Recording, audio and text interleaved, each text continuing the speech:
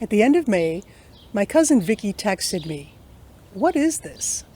She's in Arizona, and I have no experience with bugs from the desert, but my look-it-up skills kicked into action. At the information desk, we do what's called ready reference. People ask us to look things up, and we have excellent databases and reference books to help track down an answer. What I'm sharing in this video are fun ways to answer curious questions. If you have an important question or problem, call the library and we'll do proper research. Yeah, the things in the picture did look like the casings cicadas escaped from. And yes, the creatures seemed to have eyes on top of their heads, but the body was too slender.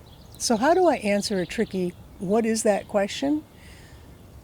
She gave me a good quality image, and the background was, obviously, a background. And this made it a good candidate for reverse image search. Because I have an iPhone, I use the Google app. If you have an Android phone, Google Lens may already be part of your camera. First, I saved the photo to my Photos app. Then I clicked on the Lens icon. The first time I did this, I had to allow permission for it to use my camera and access my photos. Voila! It pulled up a wiki image of dragonfly exuvia. This, of course, sent me down another path researching exuvia. In biology, exuviae are the remains of an exoskeleton and related structures that are left after ecdysozoans, including insects, crustaceans, and arachnids, have molted. There's a word for everything, and that one is worth 16 points in Scrabble.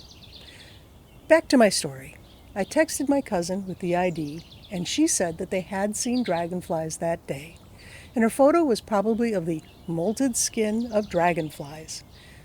Then my cousin said she used Lens on a recent vacation to translate Asian menus and train signs. It's a very fun and truly useful app. In my free time, I've scanned family photos and shared out hilarious and wonderful images taken before I was born. My dad was really into electric generation stations. He was a geek before that was a thing. Here's the Niagara hydroelectric plant I could identify because, well, Niagara Falls. Then there's this one, a huge pylon, a big lake, a lot of dam. Google Lens struck out. So my next tack was to crowdsource it. I uploaded it to the Where Is This user group at Reddit. Within an hour, someone had not only identified it as Bagnell Dam in Lake Ozark, Missouri, but included a link to how it looks today. Same huge lake, now we know it's Lake Ozark, same big pylon, same dam, but now in color. To me, it's very satisfying to solve little mysteries like this. And here is proof that there are people who love to solve them too. I have a weird plant that was already growing in the garden when I moved into my house. It's about 3 feet tall, has oddly attached leaves, and resembles a big jack-in-the-pulpit. I looked through plant reference books and online resources. Nothing matched. Then I remembered the Chicago Botanic Garden has their plant information services. I emailed them several photos pointing out the plant's odd characteristics, and within a few days they replied back with the correct name and information about it. A green dragon. Asking an expert is an excellent method to answer a well-defined question, and living in Northeast Illinois, we have access to experts in universities, museums, and professional associations that, as time permits, are happy to share knowledge in their field.